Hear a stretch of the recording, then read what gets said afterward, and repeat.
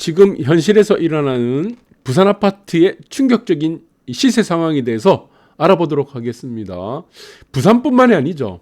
네, 서울도 마찬가지입니다. 충격적입니다. 시세가 왜? 오르는 곳과 내려가는 이러한 양극화 상황이 극과 극으로 치닫기 때문에. 그러나 문제가 있습니다. 이게 일시적인 문제가 아니에요.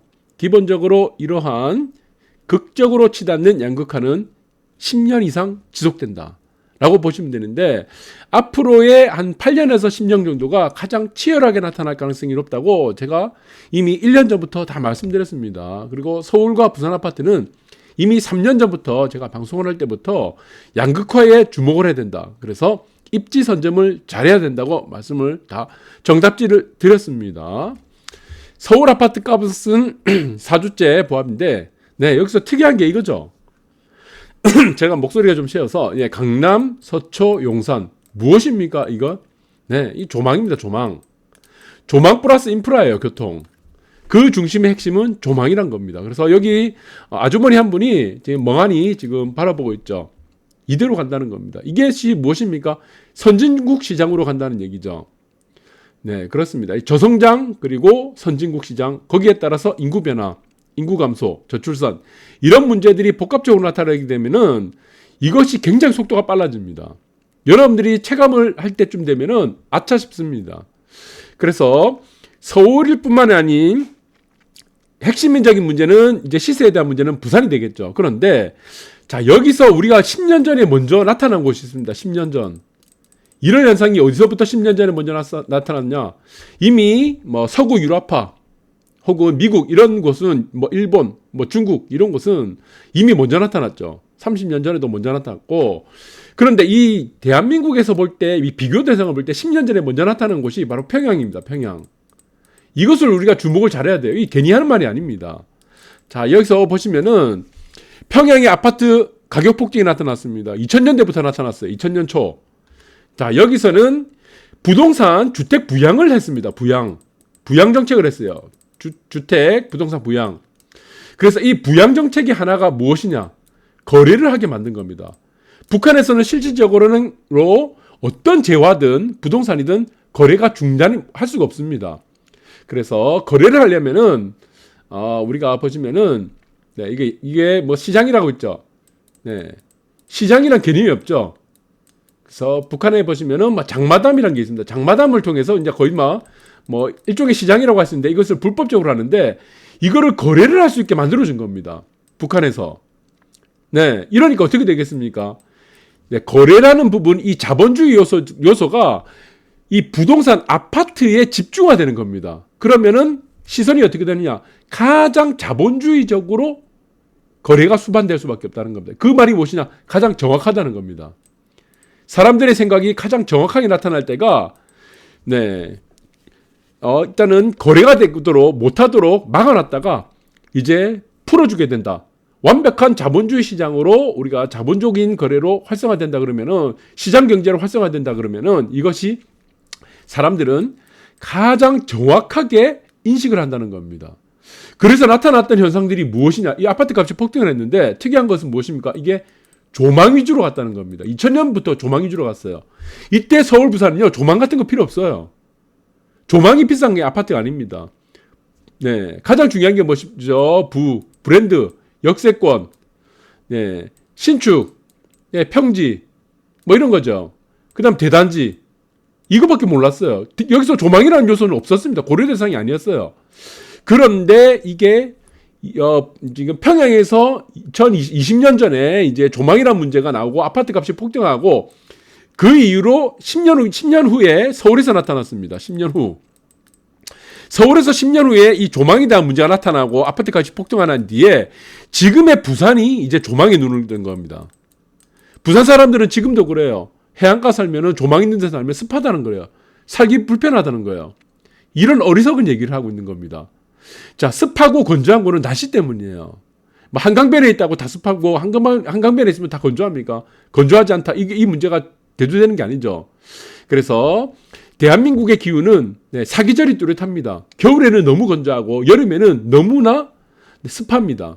이 기후 때문이죠. 그래서 이런 문제들이 지금 이제 부산에 나타난다 이렇게 보시면 되고, 그러면은 평양에서 어떤 문제가 있었습니까? 네, 이 문제입니다. 평양의 2020년 기준으로 평양 중심가의 아파트는 1억이에요. 1억밖에 안 해요. 그런데 대동강 조망권이 보이면 2억이 플러스가 된다는 겁니다. 여기서 보면은 조망값만 2억이란 얘기예요. 아파트 시세가 2억이란 얘기가 아니고. 그러면은 같은 아파트라도 우리가 이제 같은 아파트라도 조망이 보이는 아파트가 있을 거예요.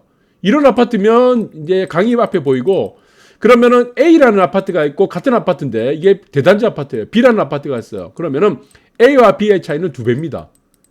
북한은 이렇게 됩니다. 평양은. 그래서 가장 자본주의적인 어떤 시장, 부동산 시장의 모습을 보인다 이렇게 보시면 되고, 이 조망값만 아파트의 2배다 이렇게 보시면 돼요. 그래서 북한에도 2000년 이후부터 재개발 열풍이 일어났습니다. 왜 재개발 열풍이 일어났습니까? 네. 자, 거래를 할 수 있게 해주니까. 그러면 사람들이 눈을 뜨게 된 거죠. 어떤 거에 눈을 떴습니까? 노동자들은 돈이 없습니다. 이 사람들이 한 달 월급이 50만 원이나 됩니까? 안 되죠. 그러니까 재개발을 통해서 뚜껑이 여기서 등장하게 됩니다. 북한에도 뚜껑이 등장하는 거예요. 뚜껑 매물. 대지 지분이 없어요, 뚜껑 매물은. 네, 적은 돈으로 투자할 수 있는 거죠. 입주권을 받기 때문에.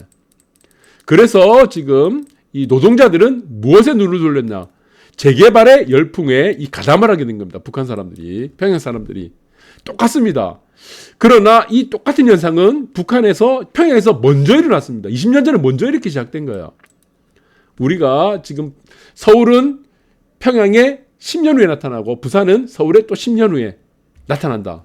그래서 전망이 최고다. 대동강변에 살고 싶어요. 그래서 북한에는 아까도 보셨지만 4개 구가 있다고 그랬죠. 이게 4개 구가 있는데 동평양, 서평양이 있습니다. 서평양이 우리가 강남이라 보시면 됩니다. 여기서도 보통강 구역이 있고 조망이 있습니다. 그리고 가장 중요한 것은 높게 치는 것은 보통강.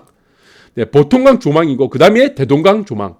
그래서 일반인들이 이것을 이제 큰 돈을 주고 살 수 있는 돈이었기 때문에 이 선망의 대상입니다. 그래서 대동강변이 가장 비싸다. 서울은 이제 눈을 뜨게 된 거죠. 10년 후에 눈을 뜨게 됐습니다. 그래서 조망권 중시한다. 여기 있습니다. 가격이 2배다. 같은 아파트에도 2배다. 그것이 지금 이제 앞서 있는 평양 아파트의 모습이다. 구조적인 이유 때문에 이렇게 될 수밖에 없다는 겁니다. 구조적인 이유. 항상 중요한 것은. 그래서 부산 아파트는 어떻습니까? 지금 이제 조망에 대한 눈을 뜬 거예요. 여기는 부산이에요, 부산. 뭐 서울도 다 해당될 거예요. 서울도 하락거리 아파트가 나오겠죠. 그리고 서울도 마찬가지입니다. 이제 신고가 치는 아파트가 있습니다. 서울에 신고가 치는 아파트가 아까 봤죠? 어디입니까? 조망권이죠, 조망권. 한강권. 보셨습니다. 용산 마찬가지고 여의도권도 마찬가지입니다. 강남, 서초.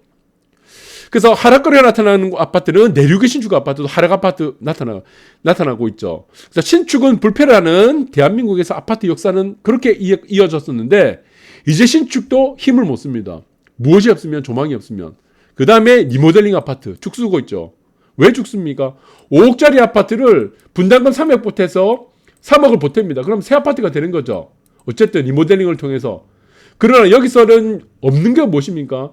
층고를 개선하지 못합니다. 층고. 이거 개선하지 못하면 의미가 없어요.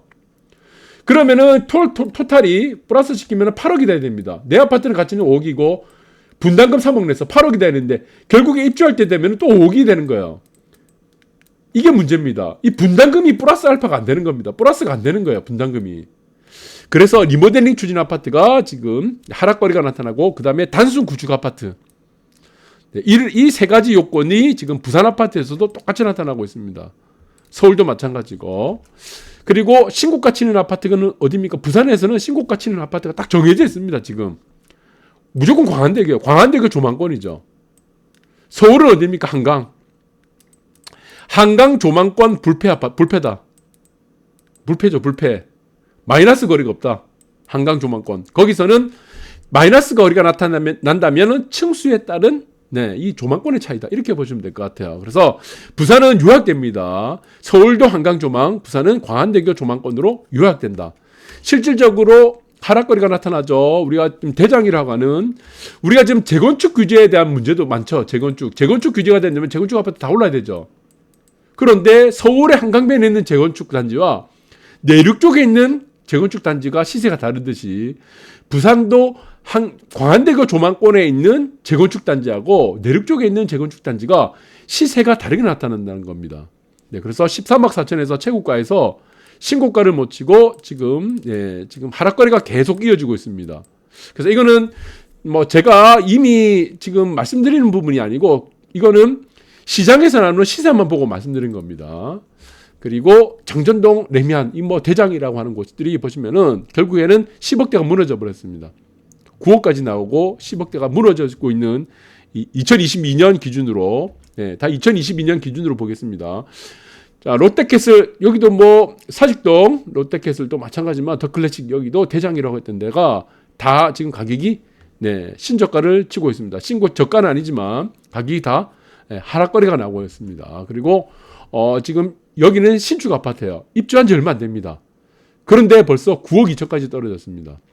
네, 그것이 9억도 좀 초반까지 내려오게 되고 이제 작년이네요. 지금 내려오게 되고 앞으로 이 거래가 어떻게 될지는 두고 봐야 되겠죠. 그리고 일반 단수 구축 아파트입니다. 구축 아파트인데 벌써 한 2억 5천 정도 떨어지는 3억 정도 떨어지는 아파트 거래가 나오고 있다. 그래서 이런 부분들은 제가 뭐 한 3년 전에도 이미 다 말씀드렸습니다. 부산이라고 예외가 될 수 없다. 서울의 한강 조망권 중심으로 간다 그러면은 부산도 예외가 될 수 없다고 이미 3년 전에 다 말씀드렸죠. 그래서 많은 사람들은 여기서 제 말을 지금 동의하지 않았어요. 내륙도 잘 올라가잖아. 조망권이 없어도 잘 올라가잖아 라고 했었는데, 자, 여기서는 결과가 나오게 되는 부분들이 여기서 또 중요한 것은 이게 10년간은 기본적으로 간다는 겁니다. 이런 현상들이 10년 이상 간다 라는 부분들을 여러분들이 잘 보셔야 되고, 나중에 또 10년 후에 이런 부분 이렇게 얘기하시는 분들은 많을 거예요. 이건 또 말이 안 된다고 얘기할지도 모르겠지만 여러분들이 제 방송을 또 10년 후에 또 뒤돌아서 또 한번 보시기 바랍니다. 어떻게 되는지. 그래서 저는 뭐 서울도 마찬가지고 부산도 마찬가지고 사실 굉장히 늦습니다. 10년 20년이 늦어요. 어디보다 늦습니까? 평양보다 늦습니다. 이게 구조적인 이유 때문에 그렇게 되기 때문에, 그러니까 이러한 인식의 전환들이 지금 가장 앞서가는 평양을 닮아가는 모습으로 갈 수밖에 없다. 저는 그렇게 보고 있습니다. 감사합니다.